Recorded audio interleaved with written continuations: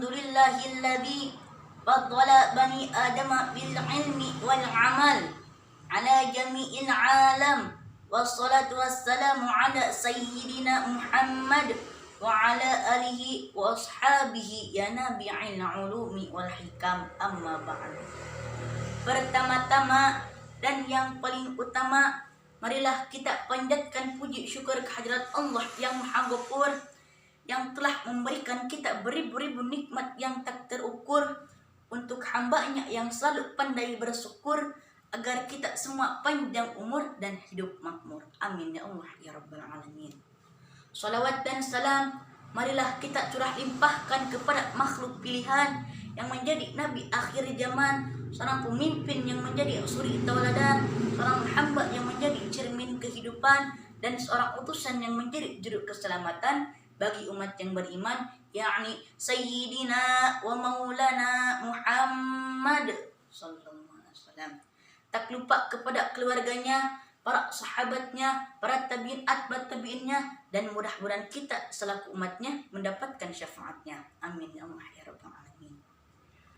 Bapak Ibu Dewan Juri Pentas PAI Sekabupaten Purwakarta yang saya hormati, rekan dan rekanita peserta Pentas PAI Sekabupaten Purwakarta yang saya cintai dan saya banggakan, juga hadirin rahimakumullah. Perkenalkan, nama saya Muhammad Aminuddin, kelas 7C, asal sekolah SMP Negeri 2 Darangdan. Saat ini saya akan menyampaikan ceramah yang bertema kemuliaan orang yang berilmu. Hadirin rahimakumullah. Ilmu merupakan salah satu pokok kebutuhan yang harus dimiliki semua orang. Di dunia ini apapun itu tidak bisa dilakukan bila tanpa ilmu.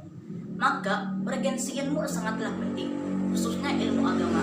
Dalam ajaran Islam, menuntut ilmu diwajibkan seperti halnya sholat sebagai bentuk kewajiban. Begitu pula menuntut ilmu. Maka bisa kita pahami, menuntut ilmu juga bernilai ibadah apabila kita niatkan dan lakukan dengan benar sesuai syariat agama Islam. Sehingga tidak salah, orang berilmu akan memiliki keutamaan dan kemuliaan yang begitu banyaknya. Oleh karena itu, tren keilmuan sekarang menjadi sangat tinggi, di mana orang-orang sering memandang derajat orang lainnya tidak seberapa besar ilmu yang dimiliki. Tidak ayal jika bisa dianggap orang berilmu akan memiliki derajat yang tinggi di mata masyarakat. Sehingga tidak bisa dipungkiri, banyak orang di dunia ini berlomba-lomba dalam menuntut ilmu. Kewajiban menuntut ilmu didasarkan atas hadis Nabi Muhammad SAW. Beliau, Rasulullah SAW, menuturkan kewajiban menuntut ilmu tidak lekang oleh tempat dan waktu, mulai dari ayunan ibu hingga ke kematian di liang lahat. Utlubul ilma minal mahdi ilal lahdi. Carilah ilmu sejak baik hingga ke liang lahat.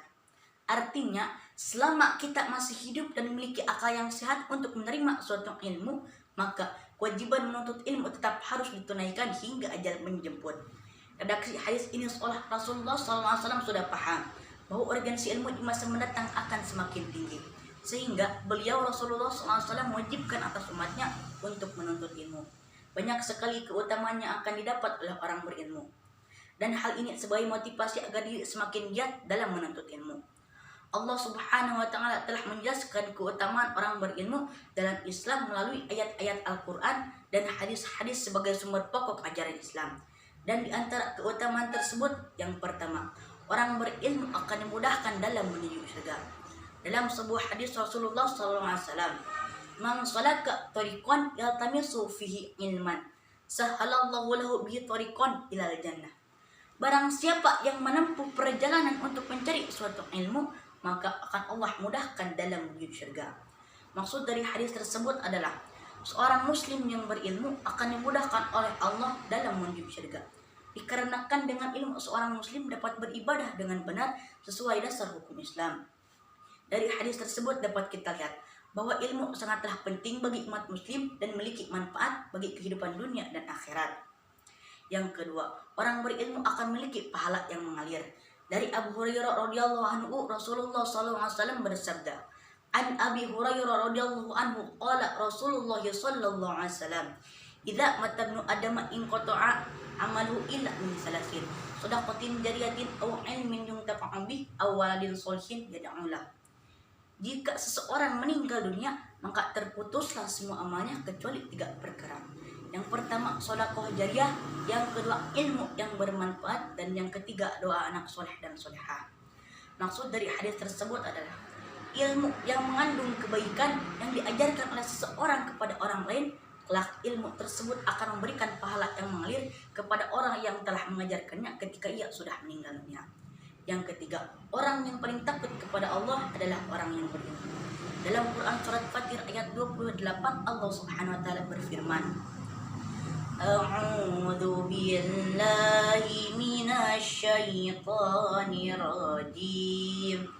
Bismillahirrahmanirrahim. Wa minan nasi wad-dawabi wal an'ami mukhtalifun alwanuhu kadzalik.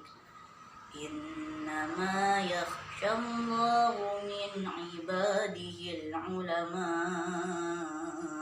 Innallaha azizun ghafur.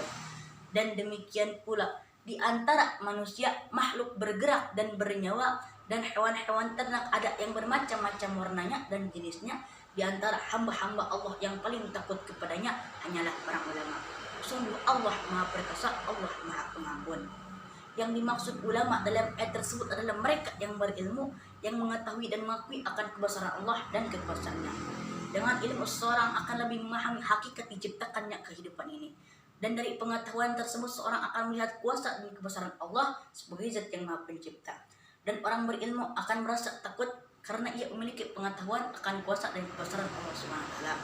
Dari beberapa dalil di atas dapat disimpulkan bahwa Islam dan ilmu pengetahuan memiliki keterkaitan, dan Islam menyuruh umatnya untuk menuntut ilmu untuk semakin taat kepada Allah. Demikian ceramah yang dapat saya sampaikan. Mohon maaf bila ada bermanfaat. Wassalamualaikum warahmatullahi wabarakatuh.